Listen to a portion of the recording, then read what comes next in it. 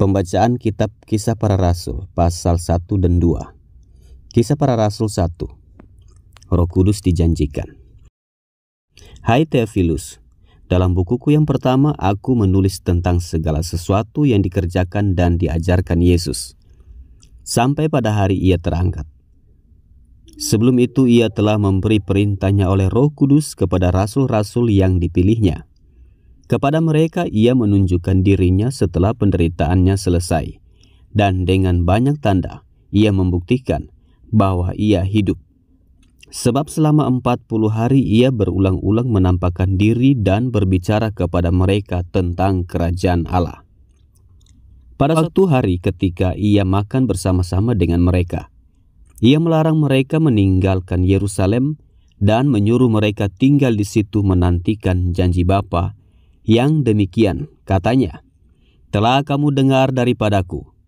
Sebab Yohanes membaptis dengan air, tetapi tidak lama lagi kamu akan dibaptis dengan Roh Kudus. Yesus terangkat ke surga. Maka bertanyalah mereka yang berkumpul di situ, Tuhan, maukah engkau pada masa ini memulihkan kerajaan bagi Israel? Jawabnya, engkau tidak perlu mengetahui masa dan waktu yang ditetapkan Bapa sendiri menurut kuasanya. Tetapi kamu akan menerima kuasa kalau Roh Kudus turun ke atas kamu, dan kamu akan menjadi saksiku di Yerusalem dan di seluruh Yudea dan Samaria dan sampai ke ujung bumi. Sesudah ia mengatakan demikian, terangkatlah ia disaksikan oleh mereka, dan awan menutupnya dari pandangan mereka. Ketika mereka sedang menatap ke langit, waktu ia naik itu, tiba-tiba berdirilah 2 orang yang berpakaian putih dekat mereka, dan berkata kepada mereka, Hai orang-orang Galilea, mengapakah kamu berdiri melihat ke langit? Yesus ini yang terangkat ke surga meninggalkan kamu, akan datang kembali dengan cara yang sama seperti kamu melihat dia naik ke surga. Rasul-rasul menanti-nanti. Maka kembalilah rasul-rasul itu ke Yerusalem dari bukit yang disebut Bukit Zaitun, yang hanya seperjalanan sabat jauhnya dari Yerusalem. Setelah mereka tiba di kota, naiklah mereka ke ruang atas, tempat mereka menumpang. Mereka itu ialah Petrus dan Yohanes, Yakobus dan Andreas, Filipus dan Thomas, Bartolomeus dan Matius, Yakobus bin Alfeus, dan Simon orang Selot, dan Yudas bin Yakobus. Mereka semua bertekun dengan sehati dalam doa bersama-sama, dengan beberapa perempuan serta Maria, ibu Yesus, dan dengan saudara-saudara Yesus. Matias dipilih menggantikan Yudas. Pada hari-hari itu berdirilah Petrus di tengah-tengah saudara-saudara yang sedang berkumpul itu, kira-kira 120 orang banyaknya, lalu berkata, Hai saudara-saudara, haruslah genap nas kitab suci yang disampaikan Roh Kudus dengan perantaraan Daud tentang Yudas, pemimpin orang-orang yang menangkap Yesus itu. Dahulu ia termasuk bilangan kami dan mengambil bagian di dalam pelayanan ini.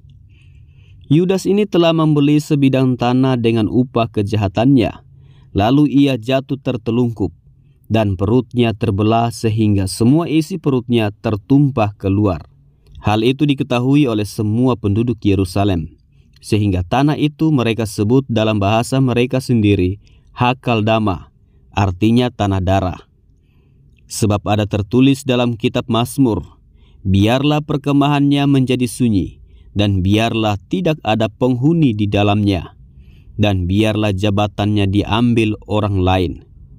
Jadi harus ditambahkan kepada kami seorang dari mereka yang senantiasa datang berkumpul dengan kami selama Tuhan Yesus bersama-sama dengan kami, yaitu mulai dari baptisan Yohanes sampai hari Yesus terangkat ke surga meninggalkan kami, untuk menjadi saksi dengan kami tentang kebangkitannya.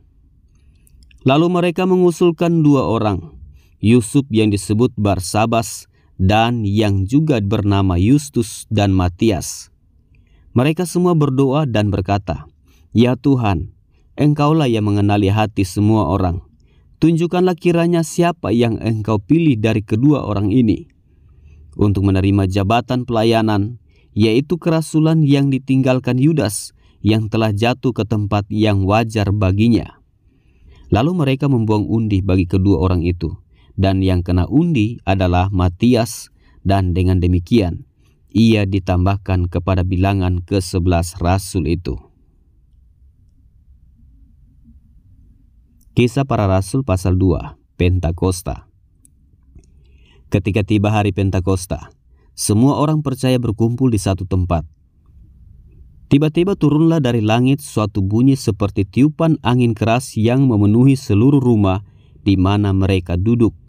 Dan tampaklah kepada mereka lidah-lidah seperti nyala api yang bertebaran dan hinggap pada mereka masing-masing.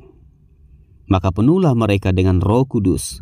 Lalu mereka mulai berkata-kata dalam bahasa-bahasa lain, seperti yang diberikan oleh Roh itu kepada mereka untuk mengatakannya. Waktu itu di Yerusalem diam orang-orang Yahudi yang saleh dari segala bangsa di bawah kolong langit. Ketika turun bunyi itu, berkerumunlah orang banyak. Mereka bingung karena mereka masing-masing mendengar rasul-rasul itu berkata-kata dalam bahasa mereka sendiri. Mereka semua tercengang-cengang dan heran. Lalu berkata, "Bukankah mereka semua yang berkata-kata itu orang Galilea? Bagaimana mungkin kita masing-masing mendengar mereka berkata-kata dalam bahasa kita sendiri, yaitu bahasa yang kita pakai di negeri asal kita? Kita orang Partia, Media, Elam, penduduk Mesopotamia, Yudea dan Kapadokia, Pontus dan Asia, Frigia dan Pamfilia, Mesir dan daerah-daerah Libya yang berdekatan dengan Kirene, pendatang-pendatang dari Roma, baik orang Yahudi maupun penganut agama Yahudi, orang Kreta dan orang Arab. Kita mendengar mereka berkata-kata dalam bahasa kita sendiri tentang perbuatan-perbuatan besar yang dilakukan Allah."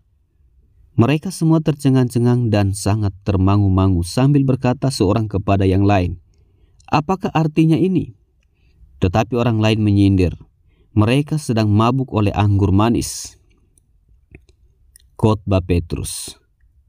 Maka bangkitlah Petrus berdiri dengan ke-11 rasul itu, dan dengan suara nyaring ia berkata kepada mereka, "Hai kamu orang Yahudi dan kamu semua yang tinggal di Yerusalem, ketahuilah dan camkanlah perkataanku ini. Orang-orang ini tidak mabuk seperti yang kamu sangka, karena hari baru pukul 9. Tetapi itulah yang difirmankan Allah dengan perantaraan Nabi Yoel akan terjadi pada hari-hari terakhir. Demikianlah firman Allah, bahwa aku akan mencurahkan rohku ke atas semua manusia. Maka anak-anakmu laki-laki dan perempuan akan bernubuat, dan teruna-terunamu akan mendapat penglihatan-penglihatan, dan orang-orangmu yang tua akan mendapat mimpi. Juga ke atas hamba-hambaku laki-laki dan perempuan akan kucurahkan rohku pada hari-hari itu, dan mereka akan bernubuat. Dan aku akan mengadakan mujizat-mujizat di atas, di langit, dan tanda-tanda di bawah, di bumi. Darah dan api dan gumpalan-gumpalan asap. Matahari akan berubah menjadi gelap gulita, dan bulan menjadi darah, sebelum datangnya hari Tuhan, hari yang besar dan mulia itu. Dan barang siapa yang berseru kepada nama Tuhan akan diselamatkan. Hai orang-orang Israel, dengarlah perkataan ini. Yang aku maksudkan ialah Yesus dari Nazaret, seorang yang telah ditentukan Allah dan yang dinyatakan kepadamu dengan kekuatan-kekuatan dan mujizat-mujizat dan tanda-tanda yang dilakukan oleh Allah dengan perantaraan Dia di tengah-tengah kamu, seperti yang kamu tahu. Dia yang diserahkan Allah menurut maksud dan rencananya, telah kamu salibkan dan kamu bunuh oleh tangan bangsa-bangsa durhaka. Tetapi Allah membangkitkan Dia dengan melepaskan Dia dari sengsara maut, karena tidak mungkin Ia tetap berada dalam kuasa maut itu. Sebab Daud berkata tentang Dia, "Aku senantiasa memandang kepada Tuhan, karena Ia berdiri di sebelah kananku, aku tidak goyah. Sebab itu hatiku bersukacita dan jiwaku bersorak-sorak, bahkan tubuhku akan diam dengan tentram.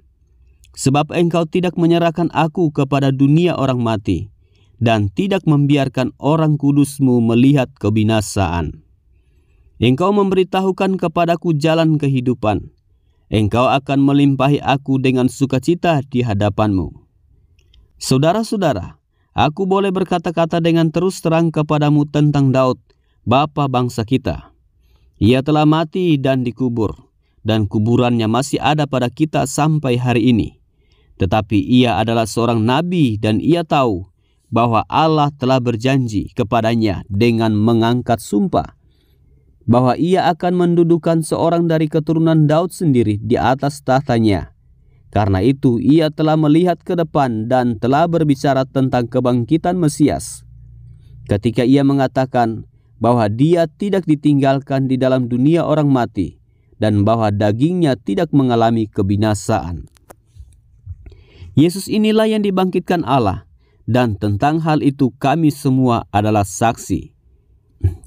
Dan sesudah ia ditinggikan oleh tangan Allah dan menerima Roh Kudus yang dijanjikan itu, maka dicurahkannya apa yang kamu lihat dan dengar di sini.